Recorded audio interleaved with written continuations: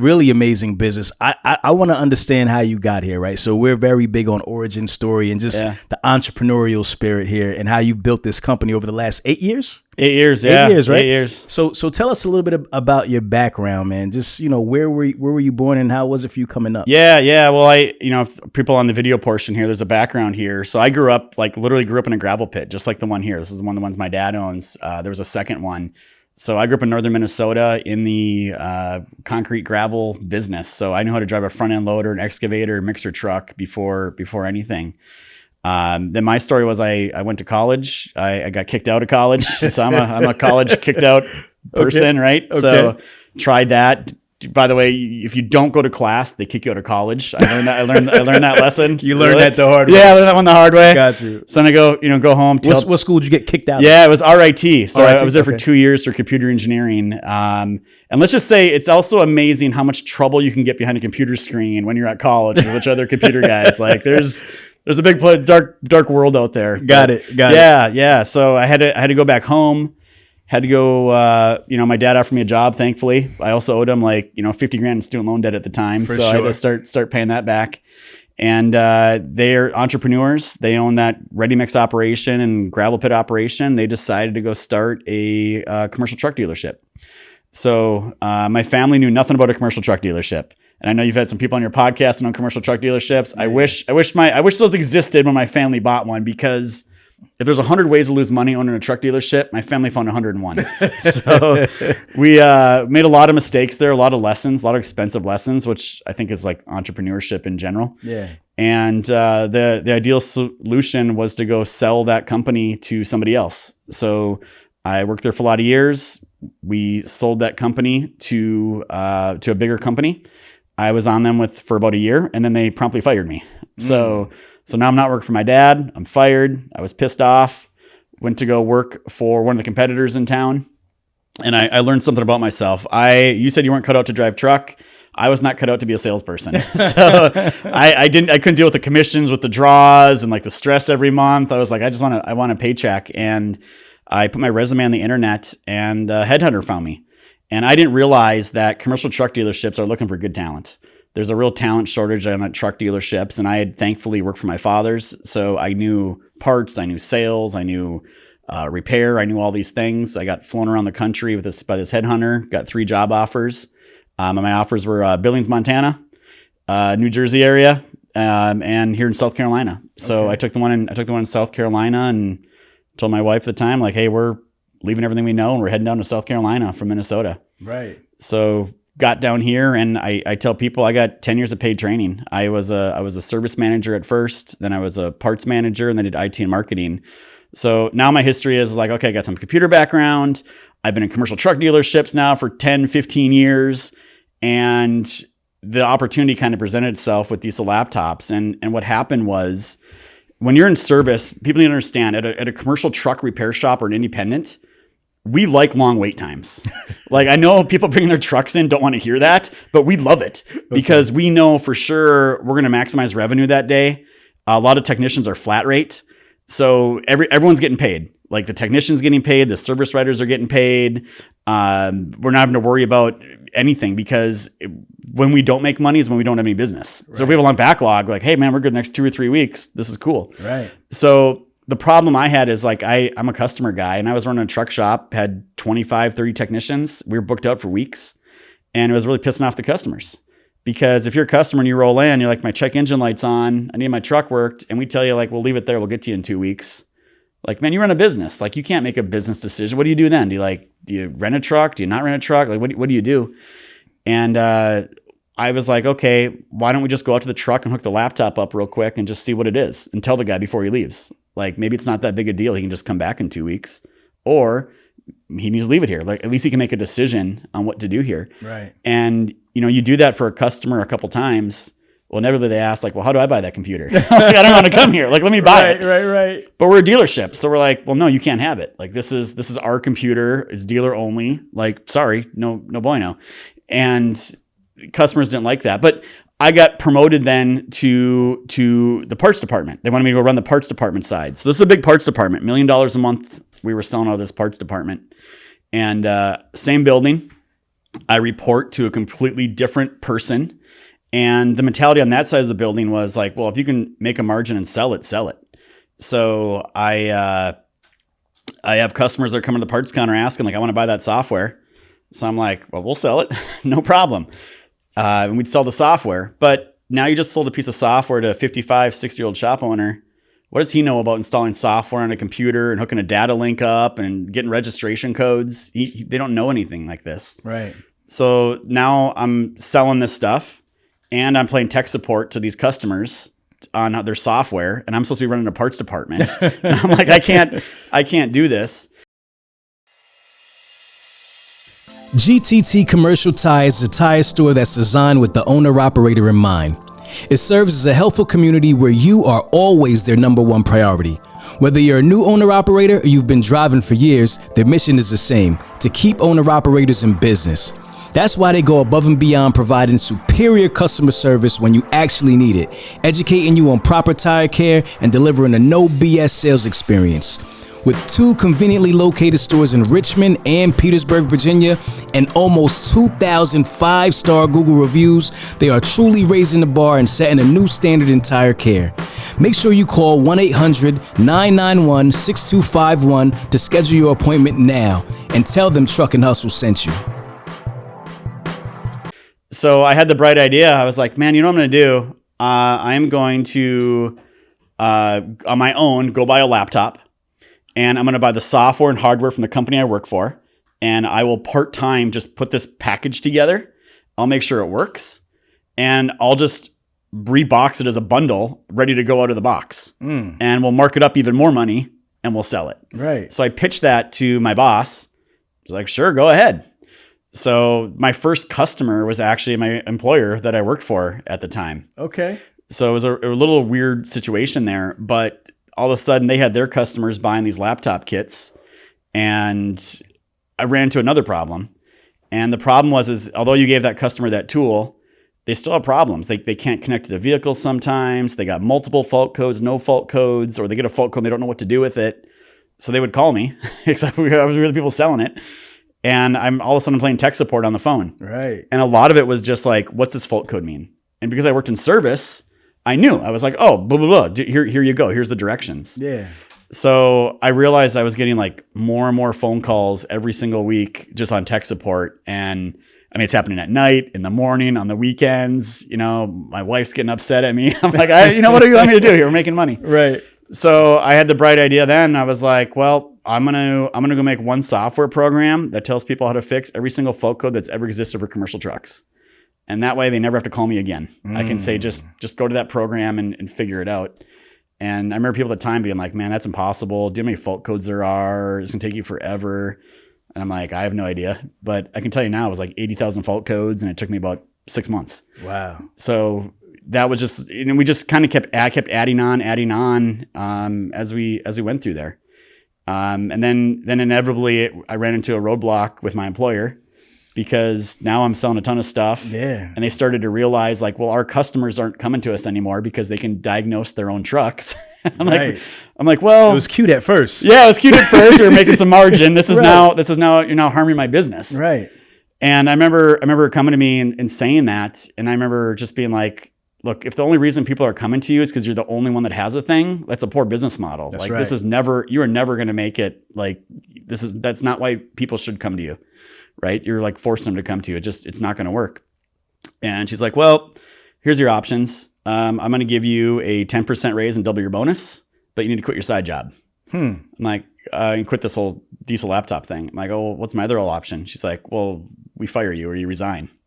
I was like, oh man, that's not good. It's a hard pill to swallow. Yeah, I got a 1-year-old. I got a 3-year-old. My wife doesn't work. So I think what a lot of people do is you call someone you trust, and I called my dad. I'm like, Dad, what do I do? Like, now I got to either quit my job or, do this other thing. And he's like, oh, easy. You got a 401k, you got health insurance, you got all the things. You got to just shut that side business down. Because he's been down this road. Yeah, he's like, that's risky. Like, I would say it to my own child, right? Yeah. Like de-risk yourself. Like, you're at a great company. You've been there 10 years. You make 6 figures a year. Like, that's the safe thing to do. And he was 100% right. But then I remember going home to my wife and she was just like, you know what, screw it. like and we were in a good spot. Like me and her, we had no debt. I'm saying car paid off, no credit card, no, we had nothing. Right. And we had cash in the bank and I had a little bit of traction with the side business thing going already. And I was told, I was like, I still didn't know, right? Like, man, I'm giving up 10 years with a company. That's hard to do. I love that company. And end up quitting my job, and it was the best thing that ever happened to me. Wow. So I still say, man, getting kicked out of school is the best thing that happened to me. Getting fired was the best thing that happened to me, and given an ultimatum at work ended up being the best thing that ever happened to me. That's amazing. So how much revenue were you driving at that time when you had to make that decision? What were you guys making? Yeah, so we were doing about $100,000 a month in revenue, but my current employer was the bulk of that. Got it. So I was like, okay, I'm going to lose my biggest account when I do this thing. And the only other thing I had going, I was on eBay, and I had like the world's crappiest GoDaddy quick shopping cart you've ever seen in your life. Like horrible. Yeah. Like no revenue at all. Yeah. So yeah, it was about $100,000 a month we were doing. So it's not all profit, obviously, right? You got expenses and things in there, and so that's where it started. Okay, got it. And I just want to point out, because you mentioned, your dad is an entrepreneur. He had the gravel pit. But, you literally like had to start from scratch, right? Like there was no golden parachute or nothing like that. Like your dad he got the truck dealership, and that pretty much that got acquired, right? And then you end up working for them, and then you end up getting let go from there. So it's like there was no residual success from this gravel pit, right? Or from the truck dealership. Yeah. So I mean, that was my big thing too. And I remember my wife looking at me she goes, well, say this goes nowhere and fails. Like, give me worst case scenario here. Like walk me through what happens. Right. I'm like, well, worst case is like, we have no debt. We got cash in the bank. We got several months of runway here. But worst case is I guess I go find a job with somebody else. Right. And she's like, oh, that's it. I'm like, yeah, I guess that's probably the worst case scenario. So once you kind of sit down and rationalize it a lot, and you're like, okay, what really is my risk here? And again, I give a lot of credit to the whole debt-free thing, and we still run our company that way.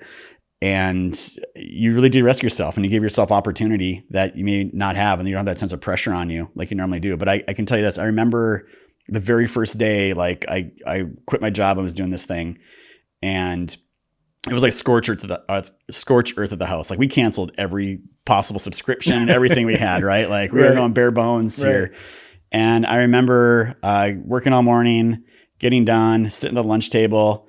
Again, I got my 1-year-old, my 3-year-old there. She brought me lunch, and she's like, "Oh, how much have you sold today so far?" And I was like, $0. I sold $0. Right. You can just see that look for a second, like, oh boy, like let's see how this goes. But the day ended up being great, and it took off like a rocket since then. Okay, got it. So the when you left, you had the same like minimum viable product that you were started while you were working for the truck dealership, right? Well, or did you expand the product, or did anything change? Yeah, so like my first products were none of mine. I just took other people's products and bundled them together, and then started adding like, well, I'll be your tech support.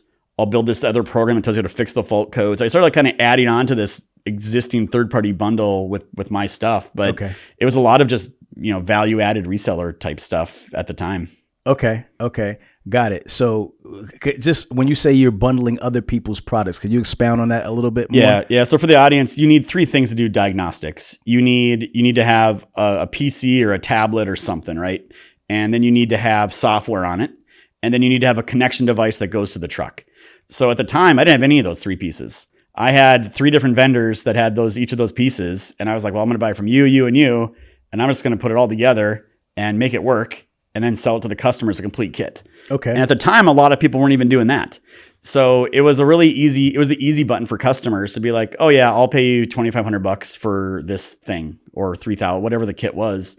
And it was none of my stuff. I was just putting other things together. People didn't know how. So I know a lot of times people think you need to like create something unique and different to start a business. Not always the case. So it was just bundling other people's things to start with. Got it. And then you said you had to program 80,000 fault codes. Yeah. It took you 6 months. Yeah. So your computer software programming background kind of came in handy at that point. Did you do that alone, or did you? No, I knew enough to be dangerous, but I knew like, okay, I can sit here for a while and figure this out, or I can just go on an outsourcing site, pay some developer $20 an hour from somewhere, and he'll knock it out in a week. Okay. So I was like, I'll just do that. And I was like, I have to I got no one else that can help me document all these fault codes.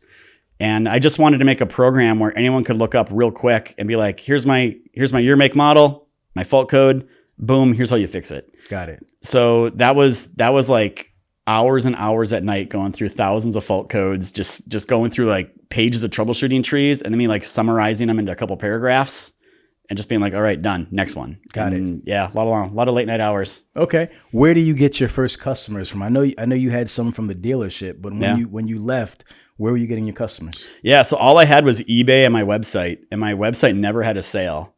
And I'm like a week into it, and like I got a sale off the website for like $3,000. Okay. I was like, well, this has to be fraud. Like who even found me? Like, how did this even work? I remember calling the customer, being like, "Hey, who are you? Are you really a truck repair shop? You meant to buy this? Yeah, from me." And I'm like, I remember asking, like, "Well, why'd you buy it from me?" He goes, "Oh, well, I typed it in Google. You came up. You look legit, and I put my credit card in, and I need it." I'm like, all right, this whole search engine optimization thing, this whole Google thing, I need to go figure that out. And that really was a pivotal moment, because I was like, you know what? I started doing a bunch of Google searching. I'm like, you know what? Nobody's actually really doing search engine optimization well in my space. I'm like, I think I can go rank my own company, my own pages with like minimal effort here. Yeah. So that's when I decided, like, every week I will do one thing to improve my search engine optimization, whether it's like an on-page thing or an off-page thing or whatever it was. But I'm like, I'm just gonna go outrank everybody and get the internet traffic. So that's what really got me going there. And what was that person looking for? What were they searching for? Oh, it was like an adapter. It was like the special Volvo adapter that only works for like Volvo trucks or something. Like, I hardly ever sold the thing. So it was a really weird purchase and it was expensive, and I was really worried about credit card fraud. So I'm selling the kits, but I'm also selling like individual little pieces and little bundles and got you. So the kits are one thing, but you also have other products as well. That you're selling. Yeah. So there was a lot of little adapters and cables and just little pieces you need. And I'd sell software individually. And what happened is all the sales calls turned into consultation calls. Right. And they turned into sales leads, because if a guy went on my website and bought a $20 cable, I knew by looking at it what that cable was for and what type of equipment he's working on. So I'd call him up and I'd be like, "Oh, I see you bought this cable. I'm going to ship it out. You'll have it in 2 days. But I see you're obviously working on these Isuzu trucks. What else do you work on there?" Right. And you start the conversation and you start asking questions like, "Well, how do you do the rest of your diagnostics? How do you do this? How do you do that?" "Well, I don't. I wish I could." I'm like, "Well, I have a solution for that." So a lot of those sales weren't really, I didn't even care about the sale and the margin. I cared because it was a sales lead to sell them a bigger thing. Got it. So people didn't know what they knew they had a problem. They didn't know the solution existed. Okay. And that was really the tricky part of it in the beginning years, was explain to people like, hey, there really is a thing here that exists, and it's going to solve your problem and save you money and save you time. Making sure that your compliance is on point is an integral part of any trucking related business. Today, I stopped by my friends over at FLEETDRIVE 360 to talk about what they're building to make sure that you can run a successful trucking company. And it's everything from the minute you decide you want to hire somebody through maintaining all of your FMCSA compliance documents for ongoing fleet or owner-operator truck business. You've got a driver hiring and recruiting module where you'll create driver qualification files, import digital documents. You've got a drug and alcohol module where you can schedule pre-employment drug tests and manage an ongoing testing pool. We've got an accident registry so you can keep your mandated accident logs and even schedule follow-up drug testing for post-crash. We've got vehicle maintenance logs so you can not only maintain the compliance status of your vehicles, but also upload your work orders and compliance related documents so you're audit ready when they come in. We've got a document repository, fancy words for digital cloud storage of any document that you want, not just necessarily the compliance documents, anything related to your business, post-crash videos, performance evaluations. And then finally, you've got the dashboard. And the dashboard's the most important part. You can close your eyes and glance at our dashboard, open them, glance at the dashboard, and immediately know whether or not you're compliant or not, both on a driver, company, and vehicle level. It's one-stop shop for all your compliance needs.